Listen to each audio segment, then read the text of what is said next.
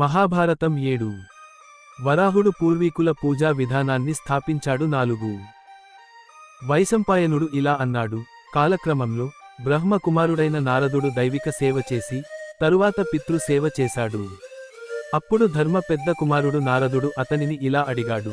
ఓ ఇద్దరిలో ఉత్తముడా, దైవిక సేవలో మరియు పేదలకు సేవ చేయడంలో మీరు ఎవరిని పూజిస్తారు? ఓ జ్ఞానులలో ఉత్తముడా, మీరు చేసే ఈ సేవ ఏమిటో తగిన సమయంలో మాకు వివరించండి. దాని ఫలం ఏమిటి? అప్పుడు నారదుడు ఇలా అన్నాడు. దైవిక సేవ చేయాలని, అది అత్యున్నత జ్ఞానం మరియు అత్యున్నతమైన ఆత్మత్యాగం యొక్క శాశ్వత రూపం అని నువ్వే గతంలో చెప్పావు. దాని నుండి ప్రేరణ పొంది నేను ఎల్లప్పుడూ వైకుంఠంలోని అమరుడైన ప్రభువును పూజిస్తాను.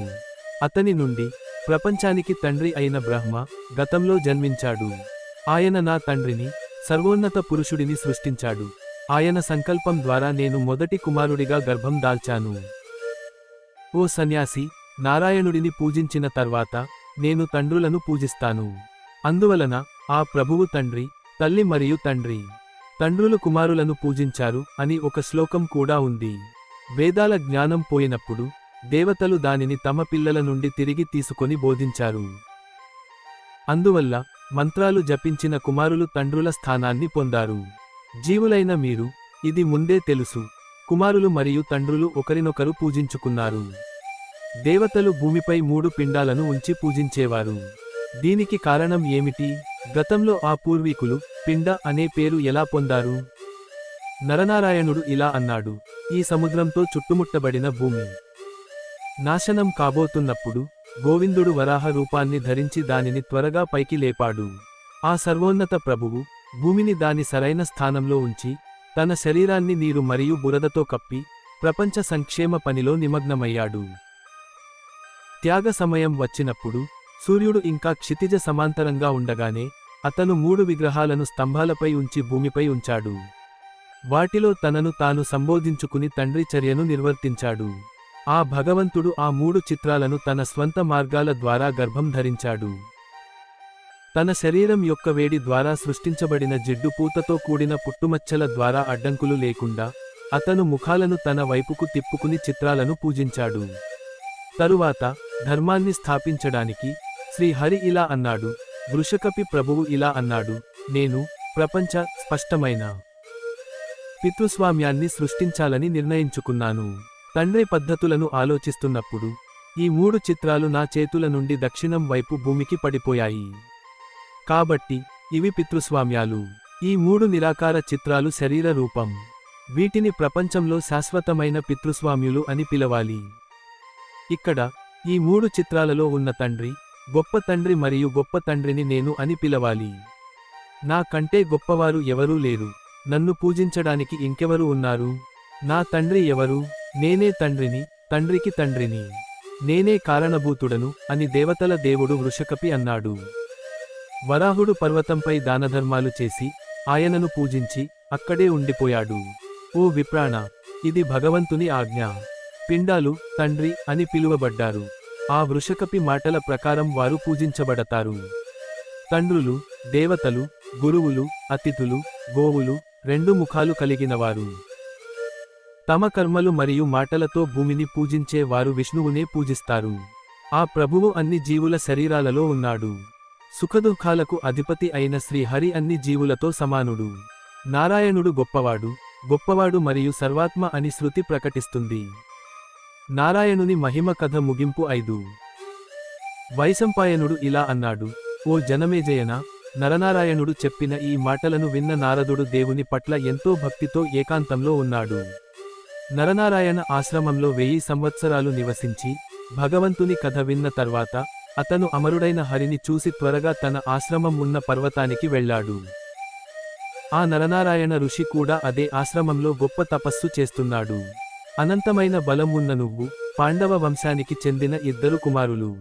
ఈ కథను మొదటి నుండి విన్న తర్వాత అమరుడైన విష్ణువును ద్వేషించే ఓ రాజా, నీవు పవిత్రుడయ్యావు. అతనికి వేరే ప్రపంచం లేదా ఈ ప్రపంచం లేదు. అతని పూర్వీకులు చాలా సంవత్సరాలు నరకంలో మునిగిపోయి ఉండాలి. ఓ పురుషులలో ఉత్తముడా, విష్ణువును ఆత్మగా అర్థం చేసుకోవాలి. ఇదే నిజం. మన గురువు కాంతవతి కుమారుడు ఈ అమరుడైన గొప్ప ఆత్మను నాకు చెప్పాడు. నేను అతని నుండి దీనిని నేర్చుకున్నాను మరియు నేను మీకు ఇది చెప్పాను. నారదుడు కూడా జగన్నాథ, సాక్షణ నారాయణ నుండి ఈ రహస్య ధర్మాన్ని పొందాడు. ఈ విధంగా ఈ గొప్ప ధర్మం హరిగీత, భగవద్గీత లో సమసవితి పద్ధతిలో మీకు చెప్పబడింది. కృష్ణపాయన వ్యాసుడిని నారాయణుడిగా తెలుసుకోండి. ఓ పురుషవక్ర, మహాభారత రచయిత ఇంకెవరు? ఆ ప్రభువు తప్ప వివిధ మతాల గురించి ఇంకెవరు మాట్లాడారు? మీరు ప్రణాళిక వేసినట్లే గొప్ప యాగం జరగాలి. మీరు అశ్వమేధ యాగాన్ని ప్రణాళిక వేశారు, మరియు మీరు ధర్మాన్ని కూడా కోరారు. సౌతి ఇలా అన్నాడు: లోకాలలో గొప్పవాడైన సౌనకనుడు ఈ గొప్ప కథ విన్న తర్వాత యాగాన్ని పూర్తి చేయడానికి అన్ని చర్యలను ప్రారంభించాడు. మీరు విన్నట్లుగా నేను నైమిషారణ్య నివాసులకు ఈ నారాయణ కథను చెప్పాను. నారదుడు గతంలో మన గురువులకు ఇలా చెప్పాడు. ఆ సమయంలో ఋషులు, పాండవులు, కృష్ణుడు మరియు భీముడు దీనిని వింటున్నారు. ఆయన సర్వోన్నత గురువు, ప్రజల ప్రభువు, లోక ప్రభువు, విశాలమైన ఆసనాన్ని ధరించినవాడు, వేద జ్ఞానం యొక్క నిధి, శమన నియమాల నిధి, ఇద్దరికీ అత్యున్నతమైన మంచిని ఆచరించేవాడు, దేవతలకు మేలు చేసేవాడు అయిన ఆ హరి మీ పాలనగా ఉండుగాక. రాక్షసులను సంహరించేవాడు, దుష్టశక్తుల నిధి, విజయానికి మూలం, తేనె మోసేవారి హస్తం ఉన్నవాడు, ధర్మాన్ని అర్థం చేసుకుని ఆచరించేవారికి విజయాన్ని ఇచ్చేవాడు, దానిని ఆచరించేవారికి రక్షణ కల్పించేవాడు, యాగంలో వాటాను స్వీకరించేవాడు. అతనికి 3 గుణాలు కానివి మరియు 4 రూపాలు ఉన్నాయి. అతను వీటన్నిటి ఫలాలను పొందుతాడు. నిత్యము ఉండేవాడు, ధైర్యంతో ఎప్పుడూ చలించనివాడు, జ్ఞానులకు స్వీయ జ్ఞానం వల్ల పుట్టిన మంచి విజయాన్ని ప్రసాదిస్తాడు. ప్రపంచానికి సాక్షిగా, అమరుడిగా, పురాణ పురుషుడిగా, సూర్యుని రంగుగా, దేవతల రంగుగా, మార్గంగా ఆయనను ఏకమనస్సుతో పూజించండి. ఎందుకంటే సలిలోద్భవ దేవుడు కూడా ఆ ఋషిని పూజిస్తాడు. ఆయన అన్ని లోకాలకు కారణం. ఆయన అమృతం, మోక్షం యొక్క స్థానం, సూక్ష్మమైన, ఉత్కృష్టమైన మరియు అస్థిరమైన పదం. ఓ ఉదార శౌన, తమ మనస్సులను నియంత్రించుకున్న సాంఖ్య యోగులు ఆయనను పూజిస్తారు. హయగ్రీవ అవతారం 1. శౌనుడు ఇలా అన్నాడు: పరమాత్ముడు ధర్మగృహంలో నరనారాయణ రూపంలో జన్మించాడని నేను విన్నాను. ఓ నిందారహిత బ్రాహ్మణుడా, పిండో పతి మహావరాహర నుండి ఎలా వచ్చాడో మరియు అతను ప్రారంభంలో మరియు చివరిలో ఏ పద్ధతులను రూపొందించాడో మీరు చెప్పింది నేను విన్నాను. స్తుతులను భక్షించే నారాయణుడు సముద్రం యొక్క ఈశాన్య భాగంలో హయగ్రీవ అవతారాన్ని ఎలా తీసుకున్నాడో మరియు దేవదేవుడైన బ్రహ్మ ఆ రూపాన్ని ఎలా ప్రత్యక్షంగా చూశాడో నేను విన్నాను. ఓ ఋషి, దేవతలలో సర్వోన్నతుడైన, అపరిమితమైన తేజస్సు కలిగిన హయగ్రీవుడిని చూసినప్పుడు బ్రహ్మ ఏమి చేశాడు? భగవంతుని అవతారాన్ని అర్థం చేసుకోకుండా తలెత్తే ఈ సందేహాన్ని తొలగించి ఓ ఉత్తమతి, ఆ గొప్ప వ్యక్తి ఏమి చేశాడో మాకు చెప్పండి.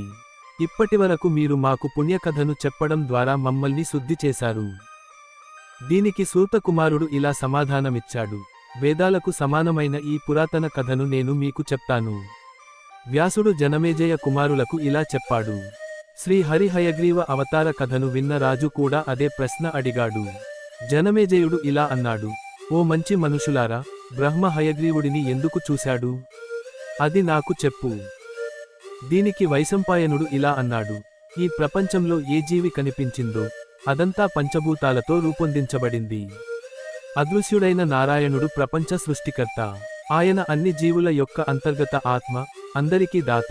ఆయన మంచి మరియు చెడు రెండూ. ఓ నిరుపసత్తమన, నా మాట వినండి. పంచభూతాలు ఎలా పెద్ద ఎత్తున నాశనం అవుతాయో నేను నీకు చెబుతాను. భూమి యొక్క ఒక చివరలో కరిగిపోయిన తర్వాత నీరు అగ్నిలో, అగ్ని గాలిలో, గాలి ఆకాశంలో మరియు ఆకాశం వ్యక్తమైన మనస్సులో కరిగిపోతాయి. అప్పుడు వ్యక్తమైన వ్యక్తి అవ్యక్త రూపాన్ని తీసుకుంటాడు. అప్పుడు వ్యక్తపరచబడని వ్యక్తితో కలిసిపోయినప్పుడు వ్యక్తి సర్వవ్యాప్తి చెందుతాడు. ఆ విధంగా విధ్వంసం తర్వాత ప్రతిదీ చీకటిగా మారింది, ఏమీ కనిపించలేదు. తమస్ నుండి నశించని బ్రహ్మ, తమస్ రూపం ఉద్భవించింది. అతను అన్ని పేర్లు మరియు రూపాలలో విరాదురుడి శరీరంలో ఆశ్రయం పొందాడు. అతన్ని అనిరుత్త అని పిలుస్తారు. దీనిని ప్రధానమైనది అని పిలుస్తారు. ఓ రాజా, దీనిని 3 సార్లు వ్యక్తపరచబడనిదిగా అర్థం చేసుకోవాలి. జ్ఞానం, విశ్వం, హరి, ప్రభువు సంపాదించిన ఆ దేవుడు. అతను నిద్రపోతున్నాడు. అతను అనేక లక్షణాలతో ఒక వింత ప్రపంచాన్ని సృష్టిస్తానని అనుకున్నాడు. అతను నీటిలో పడుకున్నాడు. అతను అహంకారి అయ్యాడు. ఆ చతుర్ముఖ బ్రహ్మ, అన్ని లోకాలకు తండ్రి, హిరణ్యగర్భానికి ప్రభువు, కమలంలో అదృశ్యంగా మారిన ఆ శాశ్వతుడు, కమలాల వంటి కళ్లతో కనిపించి 1000 రేకులు కలిగిన కమలంపై కూర్చున్నాడు. అద్భుతమైన తేజస్సు కలిగిన ఆ ప్రభువు గందరగోళ ప్రపంచాలను చూశాడు. ఆ నిజమైన పరమాత్మ జీవుల సృష్టిలో నిమగ్నమై ఉన్నాడు. సూర్యకిరణాల వలె ప్రకాశించే కమల ఆకుపై నారాయణుడిలా 2 నీటి బిందువులు రజస్థ లక్షణాలను సూచిస్తాయి ఉన్నాయి. అమరుడైన అచ్యుతుడు వాటిని చూశాడు.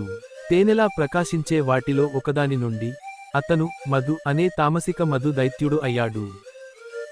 మరొక కఠినమైన బిందువు నుండి అతను కైదప అనే రాజస దైత్యుడు అయ్యాడు. మధు కైదప వధం 2. చేతిలో కర్రతో కమల కాండం వెంట పరిగెడుతున్న మధు కైదప అనంత తేజస్సు కలిగిన బ్రహ్మ 4 వేదాలను అందమైన రూపంలో సృష్టిస్తున్నట్లు చూశాడు. విశాలమైన ఎత్తు కలిగిన అసురులు వేదాలను చూసి బ్రహ్మ వాటిని చూస్తుండగా వాటిని స్వాధీనం చేసుకున్నారు. అప్పుడు గొప్ప దానవులు సనాతన వేదాలను తీసుకొని ఈశాన్య సముద్రంలో త్వరగా మునిగిపోయి పాతాళంలోకి ప్రవేశించారు. తరువాత వేదాలు దొంగిలించబడినప్పుడు వేదాలను కోల్పోయిన బ్రహ్మ చాలా దుఃఖంతో దేవుని గురించి ఇలా అన్నాడు: వేదాలు నా నిజమైన కళ్ళు, వేదాలు నా అత్యున్నత శక్తి, వేదాలు నా ప్రధాన ఆశ్రయం, వేదాలు నాకు అత్యున్నత బ్రహ్మ. అసురులు నా వేదాలను ఇక్కడి నుండి బలవంతంగా లాక్కున్నారు. వేదాలు లేకుండా అన్ని లోకాలు నాకు చీకటిలో ఉన్నట్లుగా ఉన్నాయి. వేదాలు లేకుండా నేను ప్రపంచాలలో ఉత్తమమైన వాటిని ఎలా సృష్టించగలను? అయ్యో, వేదాలు కోల్పోవడం వల్ల నేను చాలా బాధపడ్డాను. దుఃఖం మరియు దుఃఖంతో నిండిన నా ఈ హృదయం వేదాలు లేకపోవడం వల్ల బాధపడుతోంది. ఈ రోజు నన్ను ఈ దుఃఖ సముద్రం నుండి ఎవరు రక్షిస్తారు? నేను ఆ వేదాలను ప్రియమైనవిగా భావిస్తే వాటిని నా దగ్గరకు ఎవరు తీసుకువస్తారు? ఓ అదృష్టవంతుడా, ఇలా చెబుతున్న బ్రహ్మలో బుద్ధి పుట్టింది, మరియు అతను ఓ హరి, జ్ఞానుల రాజు అని పాడాడు. బ్రహ్మ ఇలా అన్నాడు: ఓ వేద హృదయమా, నీకు నమస్కారం. ఓ నా పూర్వీకుడా, నీకు నమస్కారం. ఓ ప్రభు, లోకాలలో అగ్రగామి, అన్ని లోకాలకు అత్యున్నత, సాంఖ్య యోగాల నిధి, నేను నీకు నమస్కరిస్తున్నాను. ఓ వ్యక్తమైన మరియు వ్యక్తమైన లోకాల సృష్టికర్త, ఊహించలేనివాడు, శ్రేయస్సు మార్గంలో ఉన్నవాడు, విశ్వాన్ని సంరక్షించేవాడు, అన్ని జీవుల అంతర్గత ఆత్మ, సృష్టించబడనివాడు, అన్ని లోకాలకు ఆశ్రయం, ఓ స్వయంభువు, నేను నీ కృప ద్వారా జన్మించాను. నీ నుండి మాత్రమే నా మానసిక జన్మ 2 గౌరవాలకు అర్హమైనది. నీ కళ్ళ నుండి మాత్రమే నా 2వ పురాతన జన్మ. నీ కృప నుండి మాత్రమే నా 3వ మౌఖిక జన్మ. ఓ విభు, నీ నుండి మాత్రమే నా 4వ శ్రవణ జన్మ. ఓ అచ్యుతరా, నేను నీ నాసికా రంధ్రాల నుండి మరొక జన్మను తీసుకున్నాను. నీ నుండి కూడా నా 6వ అండం పుట్టుక వచ్చింది. ఓ ప్రభు, ఇప్పుడు 7వ పద్మజ జన్మ జరుగుతుంది. ఈ విధంగా ప్రతి సృష్టిలో ఓ త్రిగుణాలకు అతీతంగా నేను మీ కుమారుడిగా పిలువబడ్డాను. ఓ పుండరీకాక్షణ, నేను ఆది గుణం ద్వారా గర్భం దాల్చాను. మీరు దేవుడు, స్వయం సర్వోన్నతుడు. మీరు నన్ను వేదాల కన్నుగా సృష్టించారు. నేను వేదాల కన్నుగా కాలాతీతంగా జన్మించాను. నా ఆ కళ్ళు, వేదాలు దొంగిలించబడ్డాయి. నేను అంధుడినయ్యాను. మీరు జ్ఞానోదయం పొందారు. నేను మీకు చాలా ప్రియమైనవాడిని, మీరు నాకు చాలా ప్రియమైనవారు. నా కళ్లను నాకు ఇవ్వండి. మధుకైటపాన వధ 3. వైశంపాయన కథను కొనసాగించాడు. ఈ విధంగా బ్రహ్మచే ప్రశంసించబడిన తర్వాత సర్వవ్యాప్తి చెందిన భగవంతుడు నిద్ర నుండి మేల్కొని వేదాల పనిలో నిమగ్నమయ్యాడు. అతను సంపద మరియు యోగంతో కూడిన 2వ శరీరాన్ని ధరించాడు. అతను చంద్రుడిలా ప్రకాశించే శరీరం మరియు అందమైన ముక్కుతో స్వచ్ఛమైన వేదాలకు అధిపతి అయ్యాడు. నక్షత్రాలు మరియు నక్షత్రరాశులతో కూడిన ఆకాశం అతని శిరస్సుగా మారింది. అతని జుట్టు సూర్యకిరణాలలా పొడవుగా పడిపోయింది. అతని చెవులు ఆకాశం మరియు పాతాళం. అతని నుదిటి రాక్షసులను పట్టుకునే భూమి. గంగా మరియు సరస్వతి అతని చెవులు. 2 సముద్రాలు అతని కనుబొమ్మలు. చంద్రుడు మరియు సూర్యుడు అతని కళ్ళు. దండ అతని నాసికా రంధ్రాలు. ఓన్ అతని అలంకరణ. మెరుపు అతని నాలుక. ఓ రాజా, సోమపార వంటి తండ్రులు అతని దంతాలు. గోలోక మరియు బ్రహ్మలోక రెండూ ఆ గొప్ప ఆత్మ యొక్క పెదవులు. ఓ రాజా, అతని మెడ రాత్రి, గుణాలకు అతీతమైన రాత్రి.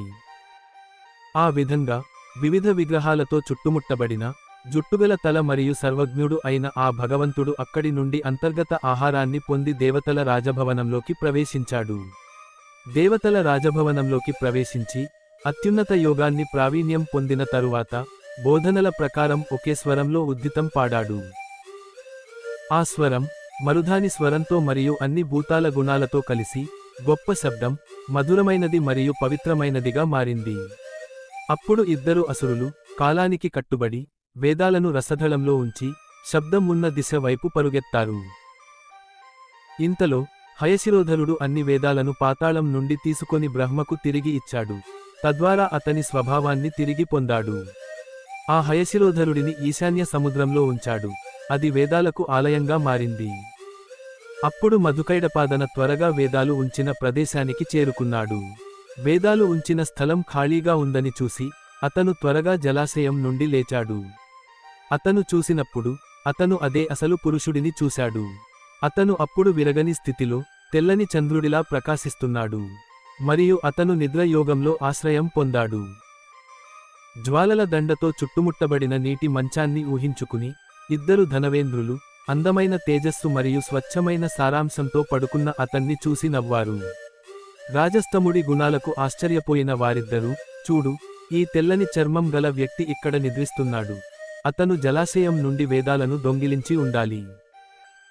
ఇతను ఎవరు, ఇతను ఎవరు, మరియు అతను పాములా ఎందుకు పడుకున్నాడు అని అన్నారు. అతను హరిని హెచ్చరించాడు. వారు యుద్ధానికి వచ్చారని తెలుసుకుని, పరమాత్మ యుద్ధానికి సిద్ధమయ్యాడు. ఆ తర్వాత, వారికి మరియు నారాయణుడికి మధ్య యుద్ధం జరిగింది. బ్రహ్మను సంతృప్తి పరచడానికి మధుసూదనుడు ఆ వెండి మధుకైడపర్లను చంపాడు. ఆ విధంగా, వారిని చంపి వేదాలను తెచ్చిన పరమాత్ముడు, బ్రహ్మను అతని దుఃఖం నుండి విముక్తి చేశాడు. అప్పుడు, శ్రీహరి అనుగ్రహంతో వేదాలను పొందిన బ్రహ్మ, జీవులకు ఆశ్రయంగా ఉన్న అన్ని లోకాలను సృష్టించాడు. లోకాలను సృష్టించడానికి అవసరమైన తెలివితేటలు ఇవ్వబడిన బ్రహ్మ, తాను వచ్చిన ప్రదేశానికి తిరిగి వచ్చాడు. హయగ్రీవ రూపంలో ఆ ఇద్దరు క్రూరమైన రాక్షసులను అలంకరించిన తర్వాత, గొప్ప అదృష్టవంతుడైన హరి మళ్లీ ధర్మ ప్రచారం కోసం అదే శరీరాన్ని తీసుకున్నాడు. భగవంతుని ఈ హయగ్రీవ రూపం పురాణాలలో ప్రసిద్ధి చెందింది మరియు ఇది ఒక వరం. దీనిని ప్రతిరోజూ విని స్మరించే బ్రాహ్మణుడు తన చదువును ఎప్పటికీ కోల్పోడు. హయగ్రీవ రూపంలో దేవుడిని పూజించడం ద్వారా, పాంచాల ఋషి పూర్వపు వేదాల సరైన అధ్యయనాన్ని పొందాడు. ఓ రాజా, నేను మీకు హయగ్రీవ కథను చెప్పాను. ఇది నేను మీకు చెప్పాను. ఇది పురాణం మరియు వేదం రెండునా? ఆ దేవుడు, తన చర్యల ప్రకారం, తనను తాను మార్చుకుంటాడు మరియు తాను తీసుకోవాలనుకునే ఏ రూపంలోనైనా వ్యక్తమవుతాడు. ఈ ధనవంతుడు వేదాల నిధి, ఈ పురుషుడు తపస్సు నిధి, ఈ ప్రపంచం యోగం, సాంఖ్యం, బ్రహ్మ పరమ ప్రేమ. వేదాలు నారాయణుడి కోసం, త్యాగాలు మరియు ప్రేమ నారాయణుడి కోసం, తపస్సు నారాయణుడి కోసం, సాధించలేని మార్గం నారాయణుడి కోసం, సత్యం నారాయణుడి కోసం, కర్మ నారాయణుడి కోసం, పునరావృతం లేకుండా మార్గాన్ని ఇచ్చే విరమణ మార్గం నారాయణుడి కోసం, వంపు మార్గం నారాయణుడి కోసం, భూమిలోని సువాసన నారాయణుడి కోసం, నోటిలోని రసం నారాయణుడి కోసం, అగ్నిలో రూపం నారాయణుడి కోసం, గాలిలో స్పర్శ నారాయణుడి కోసం, ఆకాశంలో స్పర్శ కూడా నారాయణుడి లాంటిది, వ్యక్తపరచబడని త్రిగుణాలు. కాలం మరియు నక్షత్రాలు అన్నీ నారాయణులే, దేవతలు కీర్తి, శ్రీ లక్ష్మి, సాంఖ్య, యోగం అన్నీ నారాయణుడి లాంటివే. మనిషి, ప్రాథమికం, ప్రకృతి, క్రియ, దైవత్వం ఇవన్నీ నారాయణుడి రూపం. శరీరం, కర్త, వివిధ సాధనాలు, ప్రధాన కార్యకలాపాలు, ఐదవ దైవత్వం ఇవి చర్యకు 5 కారణాలు. వీటన్నిటికీ హరి పట్ల భక్తి. పూర్తి ఉద్దేశ్యాలతో తత్వాన్ని తెలుసుకోవాలనుకునే వారి లక్ష్యం హరి, మహాయోగి, భగవంతుడు నారాయణుడు. నారాయణుడు బ్రహ్మలు, లోకాలు, గొప్ప ఋషులు మరియు సంఘీయుల మార్గం. ఆత్మసాక్షాత్కారం పొందిన యతుల మనస్సులలో ఏముందో కేశవుడికి తెలుసు, కానీ వారికి వారి స్వంత మనస్సులు తెలియవు.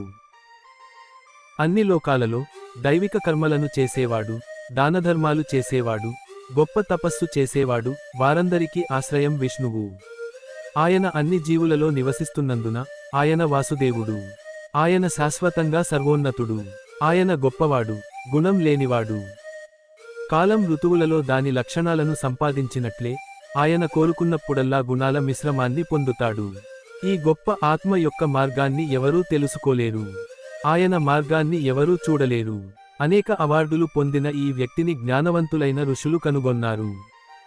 మహాభారతం 8 కొనసాగుతుంది.